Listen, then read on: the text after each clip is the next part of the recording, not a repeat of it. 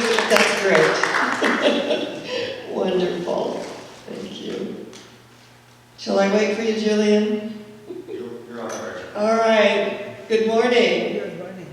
And welcome to Interfaith Spiritual Center Worldwide, where we know that nothing happens by chance. Are we aware of that? Nothing happens by chance. That everything is by divine appointment. And when we are aware of this, it's amazing how our life unfolds in a flow and an unfoldment. And that we are all here to fulfill a destiny. So our theme for the month, the spirit of love. In the season of love, there is an energy. We can feel this energy. It's palpable. And as we feel this energy today, we're going to acknowledge there is a spirit of peace. It's the peace that passes all understanding. It is the peace of God. Whatever we conceive our God to be, whatever name we put on our higher power, it matters not, but to acknowledge that which is within us is greater than that which resides in the world of conditions, the world outside of us that show up every single day of our lives. Many times we give our power away to this world of conditions and the appearances and the effects. But when we are grounded in spirit, then none of these things move us, because we are in a high place and we will not come down. Jesus, who became the Christ, as his humanness gave way to the divine, my peace I give to you, my peace I leave with you. Not as the world giveth, give I unto you. Let not your heart be troubled, neither let it be afraid. You believe in God, believe also in me. That me was not the personality of Jesus from Nazareth. That me was the Christ consciousness that was so attuned and said, I and my Father are one. And in this oneness do I live and move and have my being. None of these outer things move me. In the spirit of peace, we come together. Blessed are the peacemakers, for they shall be called children of God. Every time we take higher ground, we are a peacemaker. Every time we draw the larger circle and we include what is ever going on in the outer world, we become a peacemaker. I can choose peace instead of this. I can choose love instead of this. I can choose the energy that forwards and advances my consciousness instead of whatever is going on in the outer world. I love the story about having the sense of a goose. And it's about scientists who did a study of the geese that are flying in a V formation. And what the scientists discovered is that they fly in a V formation because it creates 71% more power in the energy of flying together in formation, in this V formation. And if a goose gets out of the energy field, out of formation, he soon tires very quickly and gets back into formation, because as the ancient African proverb said, if you want to go fast, go alone. If you want to go far, go together. Because together there is an energy, 71% flying together in a V formation for the geese. And when the lead goose gets tired, he goes, back into the flock. Then another goose comes up and takes the point. So there's teamwork here. I mean, if we had the sense of a goose, we would acknowledge the energy of teamwork. And if a goose gets sick and falls down, or there's a gunshot and he falls to the ground, 2 of the geese leave the flock and go down with the goose until he gets better and can fly or dies. Then they see another group, they join that group until they get to their own group. And energetically, what I love about this beautiful story of the geese is that together we can do so much, as Helen Keller said. Alone we do so little. And when we come together with this acknowledgement, let there be peace on earth and let it begin with me. And when I was in the School of Ministry, Jill Jackson wrote this song with her husband, Cy Miller. Let there be peace on earth and let it begin with me. With God as creator, united all are we. And it's coming together with a common purpose. It's allowing ourselves to fly together and getting the advantage of the 71% that will lift us above the fray into the energy of peace. And when we feel that peace and we are grounded in that peace, there is nothing and no thing that can disturb our peace of mind. And a few years ago, many of you know I was voted in Africa when I was presenting there as the president for the International Foundation for World Peace and Research. And when I declined, because I felt like there were so many, there are Doctors Without Borders, Attorneys Without Borders, and professors and MDs, and all of us gathering to make a contribution to Madonna University in Alili, Nigeria. And I went every single year for years to present to the students that just absolutely soaked and absorbed our message. And when I declined, because I felt that, I'm a minister from Palm Springs, you're all, amazing people that are doing amazing things. Not that I didn't think I was, but I just felt that there was so much qualification in the energy of the room. And Dr. Danny Schumad, who was the chief of staff of Hamburg, Germany, hospital, he said, when you speak, we learn. You are going to be the president. So I stepped up. I kind of felt like Moses. I stepped up a little resistantly, and then I opened because I said, the universe wants me to step up. And when we step up, when we receive the divine call, we expand. But when we say, oh no, I can't do that, we shrink to even smaller proportions. So when the universe calls us and says, step up, we better step up so we can expand and grow and unfold. And as we unfold in the spiritual life, energetically, there is the upliftment. There is the energy of God that goes before us and prepares the way, whatever we conceive our God to be, whatever name we put on our higher power, it matters not.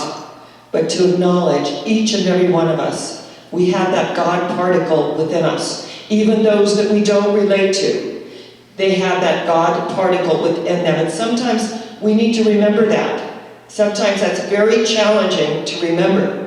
I love the story about the man who was very proud of his lawn, and he'd go out and there'd be all these dandelions, and he used every kind of weed killer imaginable, but dandelions are pretty amazing. They seem to have a tenacity that withstands any kind of obliteration. They show back up again. So he wrote to the agricultural board, and he said he tried everything, and do you have any suggestions? And a few weeks went by, and the agricultural board wrote to him and said, we suggest that you learn to love them. And I love this story because energetically they're going to show up. And no matter what we do, they're going to show up. We suggest that you learn to love them. And when Booker T. Washington, who discovered the peanut, was asked, look at what you've done. How do you do this? He said, I simply love them. And when we simply love the energies that come up in our lives, there is a transformation that takes place. Here is I can have an apple over here, and I can have an orange over here. I can switch them, and that's called a change. However, if I take the apple and I bite into it and it tastes like an orange, that's a transformation. Because outwardly we look the same, but inwardly something has happened to us. There is an energy that has taken over, and in this energy that has taken over, it is our own divinity. And through this divinity do we live and move and have our being. in the world. In the world. Because we're of a higher vibratory frequency, but we are in the world to live our lives. To live, to love, to have our experiences, to go to work, to come back. The Hindus call that samsara. And there is a very fine line between samsara and nirvana, which is the most heavenly state that we can attain to. So it's how we are approaching this thing in the spirit of peace. Let there be peace on earth, and let it begin with me, because each and every one of us is a universe within ourselves. And when things happen in the outer world, we can send peace. And as we send peace energetically, we feel it. And one thing about the geese is that the ones that are behind in formation, they honk at the ones that are in front, at point in front, to encourage them.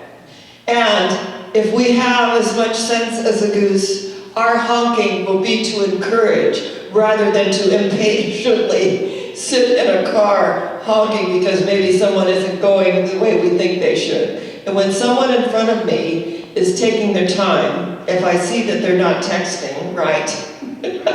I love that story about a guy went into the church and it said, please, turn off your cell phones, and this is God's house. And we want to respect God's house. So please, turn off your cell phones. And if you want to see God, do text while driving, right? And you will see God very quickly, exactly.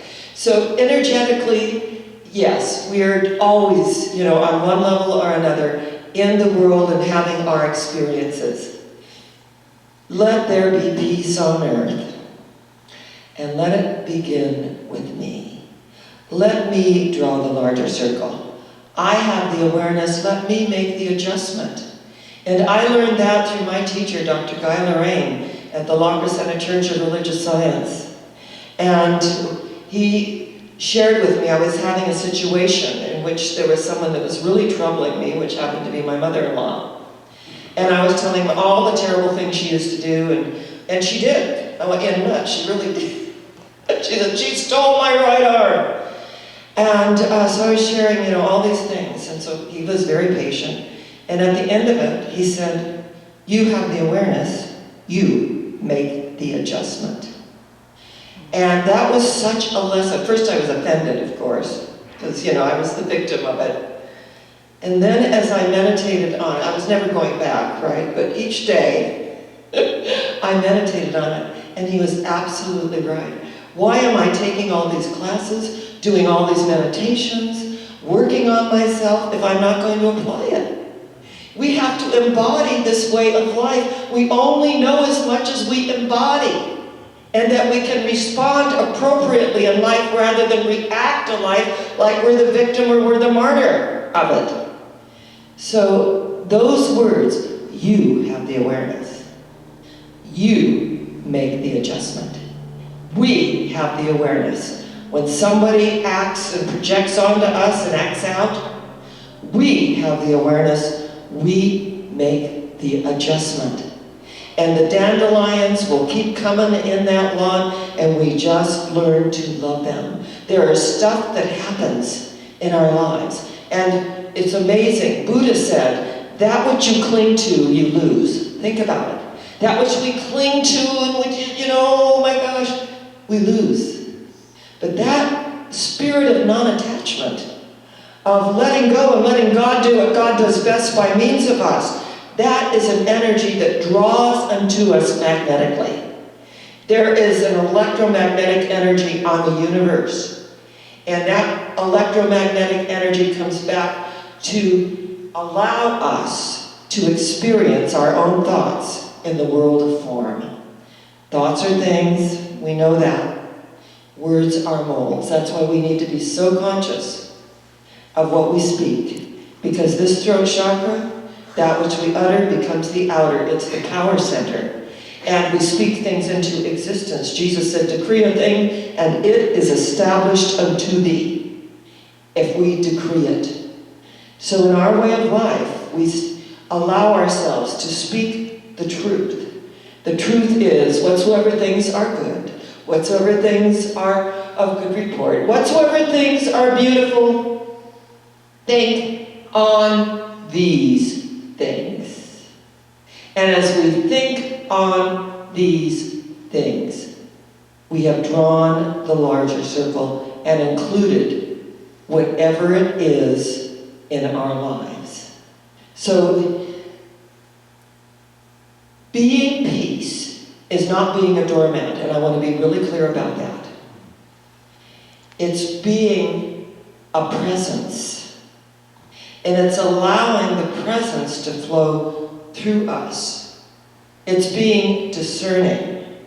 At our Wednesday night live, I had a guest at the Rose of Sharron Sanctuary. We go live every Wednesday night on Facebook. And my dear friend, Dr. Yoshi Suyuki, a Shinto priest from Los Angeles, came, and we did the Japanese tea ceremony. And that every utensil means something. And that this is a rite of purification, a rite of harmony, a rite of balance in the tea ceremony, and being so mindful of every single utensil, that it all has a beautiful unfoldment in consciousness. And it's great because Bob Mortensen, when he wanted to build schools in Southeast Asia, said that he learned about 3 cups of tea. And he said that if you are offered in Southeast Asia a cup of tea, it means that I acknowledge you, you're an acquaintance. If you are offered a 2nd cup of tea, you are a friend. Wow, and this Southeast Asian tea is quite interesting. It's yak butter and salt and water, so it's rather interesting. But if you are offered a 3rd cup of tea, your family, I will go to the ends of the earth for you. You are a family. So in this sacredness of life, whether it's acknowledging the purification, the harmony, the balance of each utensil, and to sip this amazing green tea, which was actually quite delightful. It's in a powdered form. And to know that as we are sipping tea together, that we are having communion. This is our Holy Communion. Come, let us be together in harmony. Come, let us feel the energy of love. Let us know that this peace I give to you, my peace I leave with you, not as the world gives, but something far more valuable. The peace within us.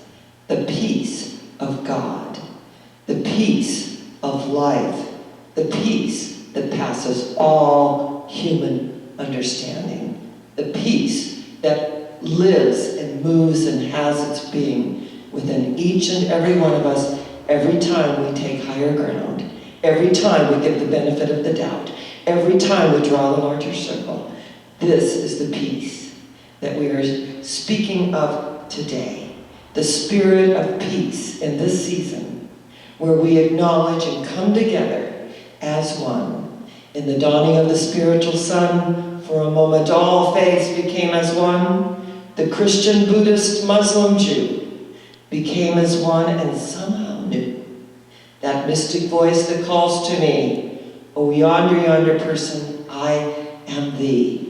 We are one. So as we leave here today, as we acknowledge this message of peace, that peace is palpable, that peace lives within us, that peace touches others, and they too are transformed.